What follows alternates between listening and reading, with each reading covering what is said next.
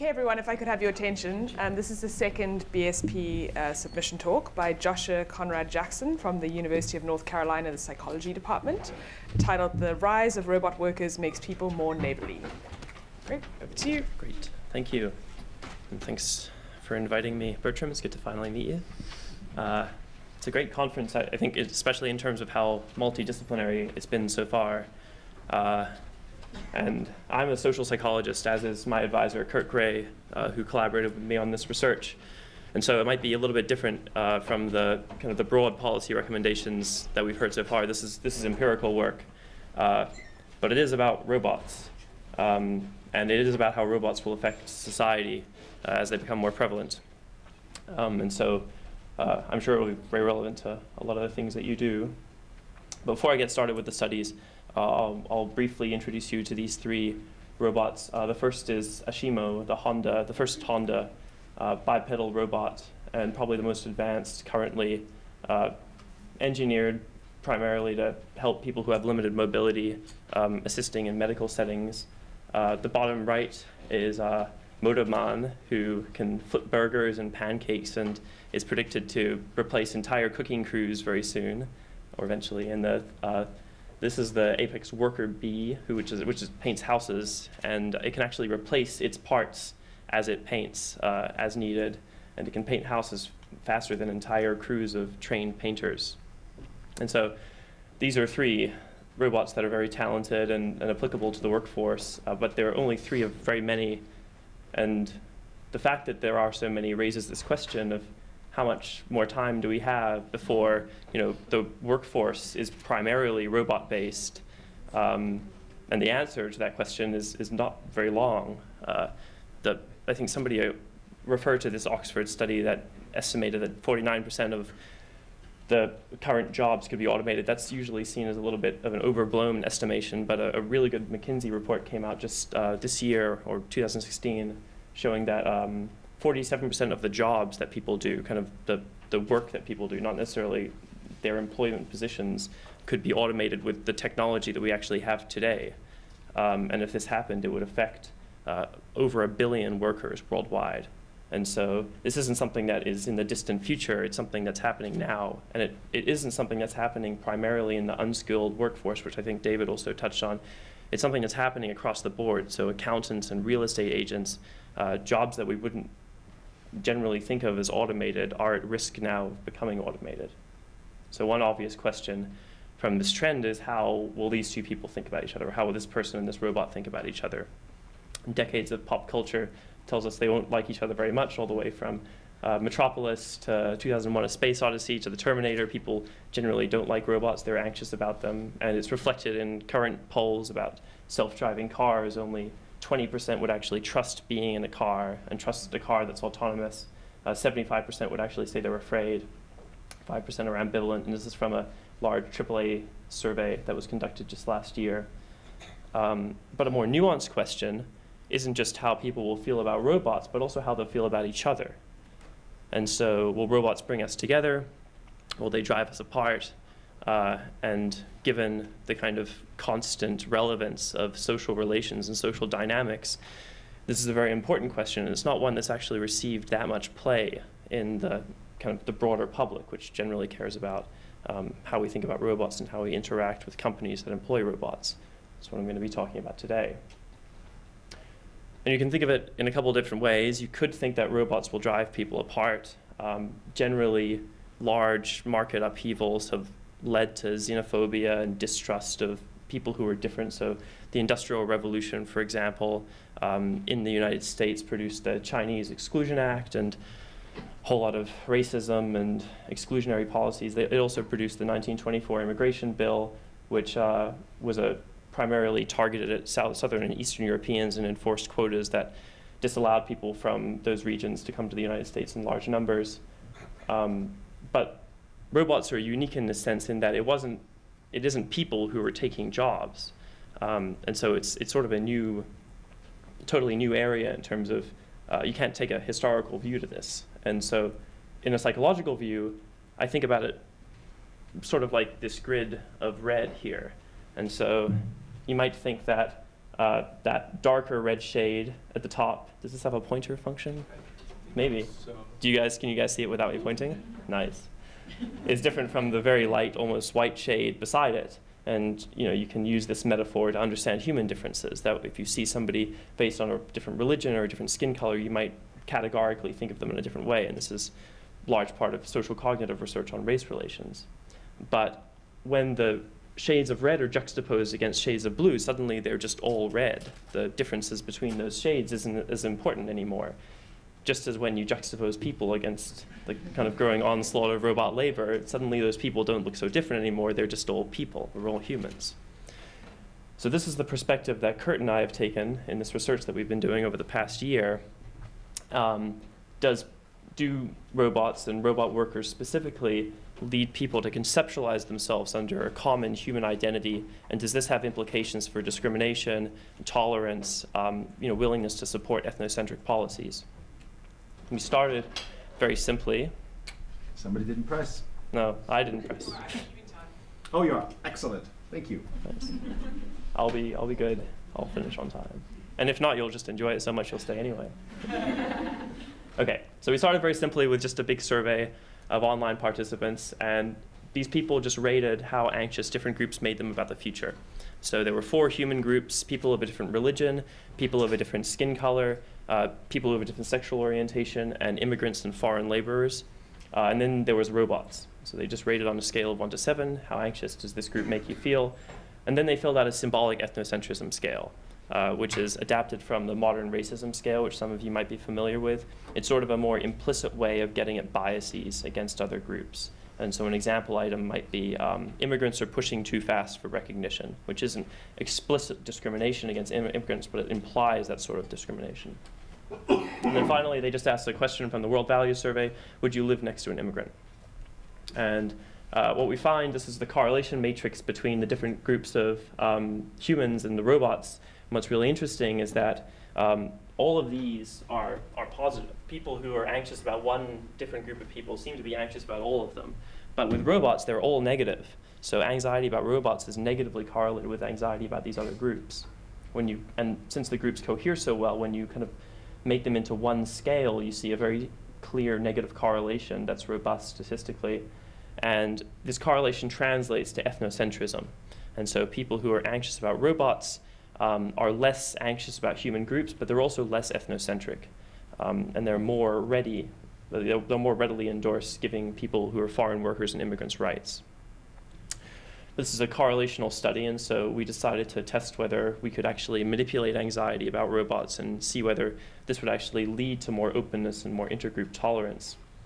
And we did this by asking a large sample of people to read one of 2 articles. One of them was about robots taking human jobs. The other one was about the robot risk is overblown. There are some jobs that are occupied by robots, but it's going to be a long time before any others will be. These are what the actual articles look like. You can see Motoman on the right one. And it's very clear. I think the last line of this first page is like, robots are taking your jobs, or your job is safe from robots. And then after they read those articles, they completed the same measures from study 1. So they rated their anxiety about different groups of humans, people who are different from them. They filled out this symbolic ethnocentrism scale, and they indicated, would you live next to an immigrant? And you see really clear effects, almost identical across the board, where when people, and these are standardized values, which is why they're on other sides of the midpoint, but when people read about the robot threat, they were both more willing to live next to an immigrant, they were less ethnocentric, and they were less anxious about other human groups.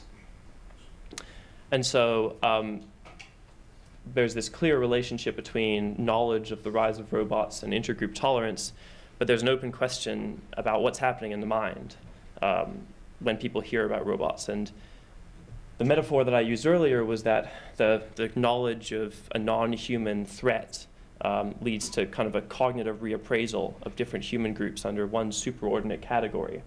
And so in our final study that I'll present today, we tested for whether this sort of identity inclusiveness, the expansion of the identity to include other groups, was responsible for the effects we were seeing in our first 2 studies. And so I'll briefly overview the method for this. There are 538 people in this final study. They filled out one of 3 writing prompts. One of the writing prompts, they were prompted to think about the rise of robot workers. The other one, just a time they felt anxious, to see whether anxiety in general could be responsible for these effects. And then the third one was just what they had for breakfast, which was an empty control condition, essentially. And then they completed an identity inclusiveness measure that I'll show you on the next page, and then the same measures from studies 1 and 2.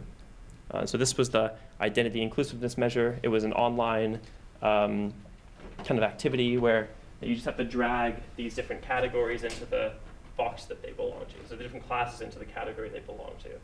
And they did it very intuitively. So you could think that Christians and Catholics might belong in the same box, and you'd have to face, maybe Muslims would belong in that box as well, because these are religious classes. But what we were interested in was how many different classes of humans did they drag into the box that they were in. And so you see me at the top there. We just did a simple count of how many different of these options would be in the box that contained me. And what you see is that when people were primed with robot threats, they dragged significantly more classes of agent into the box that they were in. And what's really interesting is that you look at all of the kind of categories that I've been talking about, immigrants and people of a different religion, and the effects would hold for each of these if you look at them individually, but something that it didn't hold for was animals. So humans wouldn't identify more with non-human animals. Some people did drag, people, dog lovers or whatever, would drag dogs into the same box that they were in, but there was no effective condition. And so robots only kind of bind human groups together as perceived by the participants in this study. And then importantly, for this mediational story, we found that this identity inclusiveness measure was responsible for each of the effects we had documented in the previous studies, as we had predicted earlier based on that figure. Anyway, so I think that the evidence, there's nothing in the file drawer with these studies. Every single study that we run, we get these really clear effects that at least cognitively, robots seem to bind people into the superordinate identity that has implications for their intergroup tolerance and ethnocentrism. But of course, these are cognitive studies, and there are so many issues that the rise of robots precipitate structurally in society that we still face, and that might actually still have implications for how people behave towards each other. And so in the paper that I've submitted to this spotlight issue, we also feature a discussion of some of these issues. One of them, as Dave has already talked about, is the rise of income inequality.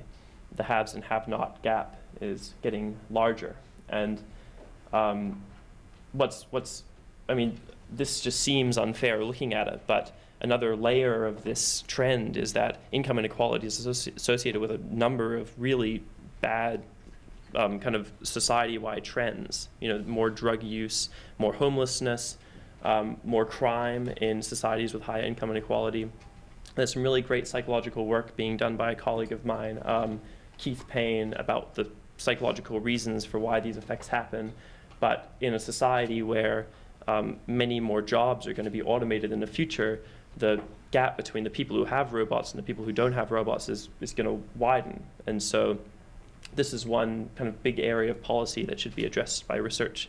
And there are clear psychological reasons for why this might interfere with the sort of general harmonization that might occur as a function of robots. Another kind of easy policy implication is that not to make robots look too much like people. So this is like an incredible, I forget her name, but it's like, does anyone know her? It's a Japanese company. It's been developing this robot that can head tilt and mimic facial expressions with really high fidelity. So you can actually have conversations with her, and she'll be able to adjust based on the conversation tone. But she looks creepy, to me at least. And there's been all of this research showing that when robots look too anthropomorphic, people trust them less in medical settings. They'll take medical advice less. They'll trust them less in customer service jobs. And so when we talk about the implications of growing robot workforce, the way that people are designing robots are sure to have a large impact on how successful an integrated automated workforce is.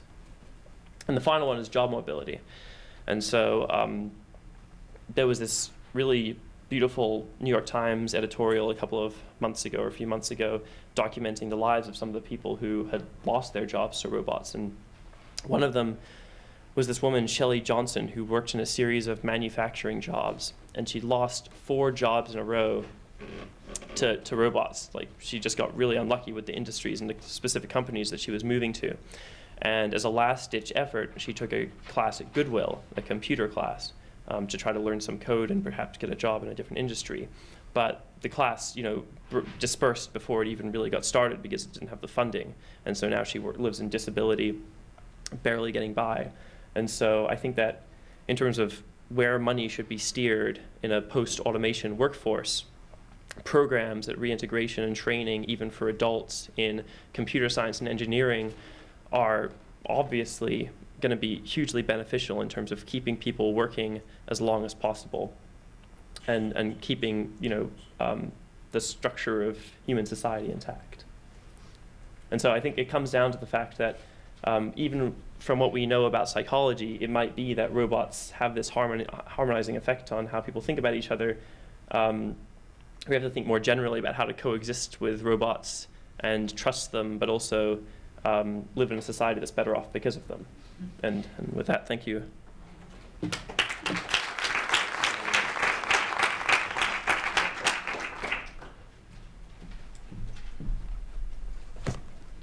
Okay, questions?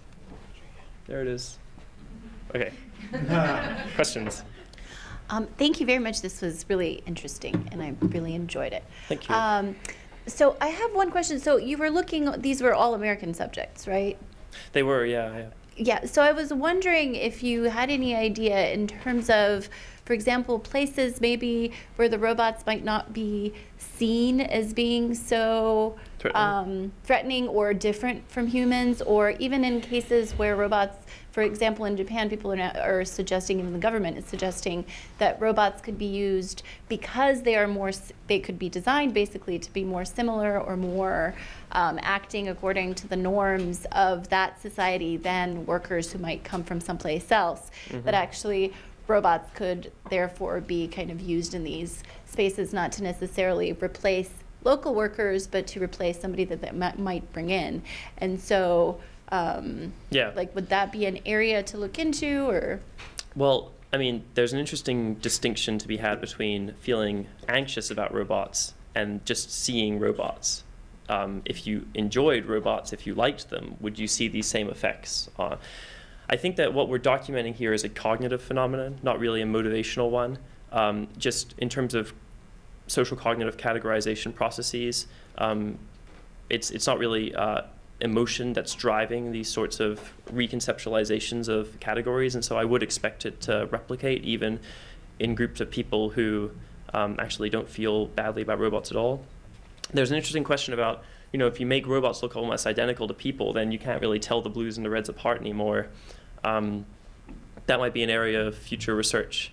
I mean, uncanny valley, which is why we feel so nervous when we see these humanoid robots, would stipulate that we don't actually integrate these into the human category. If anything, we feel even more, different from them when they look more similar to people. But I think that it's an open question as to how that makes us feel about people, our peers. Can I ask a quick follow-up? Yeah. Which is, what about the time? So you might be anxious about the robot when you see it once, but one thing that we see, like in studies with people interacting with robots over time, is sometimes there might be a novelty effect where they just get bored and don't care about them anymore, or they might actually become more comfortable with them once they've, so they're not as anxious. So is this like an effect that's just an immediate, like, we'll be friends now, but in a little while it dissipates, or? Well, a colleague of mine asked me that, and it's a really interesting question. I think that it would stay. One, because it's always a robot, even if you become more comfortable with it. So the cognitive dissociation is still there. But also because, you could think the same thing about, immigrants. Like, the first time you see someone who comes from a different country, who speaks a different language from you, you'd be nervous, obviously, but wouldn't that dissipate over time? Yet we've seen over thousands of years, we're still so nervous about those who hold different worldviews to us. And so I think that anxiety about robots will be around for a long time. So I have think there are two questions. I'm not sure. So one question is more about interpretation.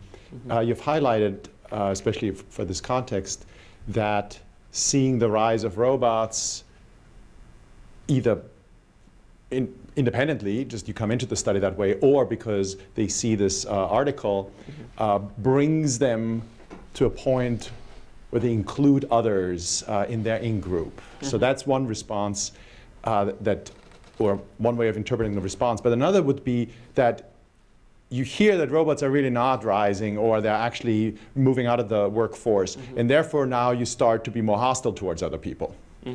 So, because they're competing suddenly. well, that's the question. I mean, you showed us standard scores, but is the actual ethnocentrism going up in one case and going down in the other case? Or is it just sort of stable in one case and going down in another?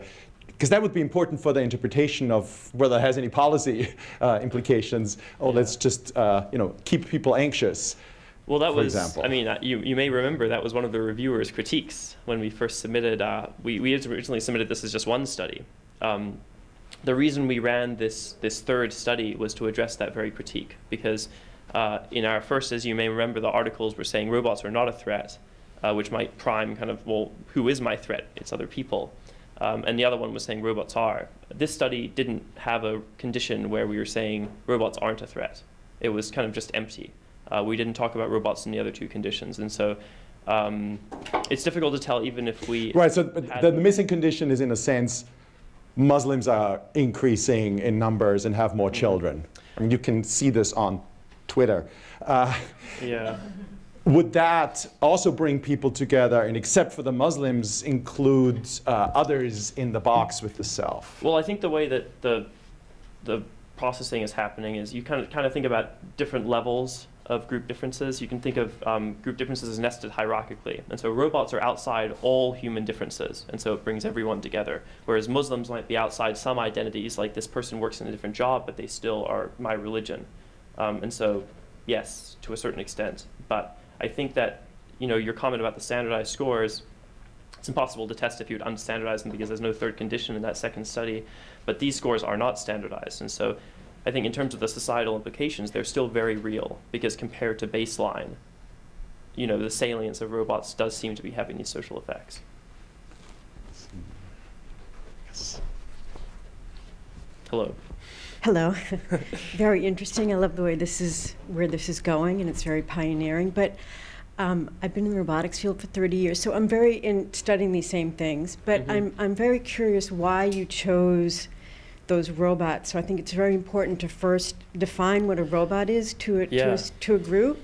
And you chose 2 out of the 3 robots are literally prototypes and not commercialized. So for example, why you didn't choose something like the collaborative robot, like Rethink of Baxter, Rethink's Baxter, which is working with people so they don't have to do the dirty, the mundane, or why you chose Asimo, which is a $10 million or $100 million research robot versus Honda's, say, exoskeletal technology that allow a worker to be able to carry weight, without feeling it. And so that might give a psychological subconscious boost towards benefits. Yeah. You have a picture of Hal, which obviously from the movie in 1968, right? But so if I showed people a computer in 1968 and have them see that movie, I think they'd have the same fears. They fear what they do not know.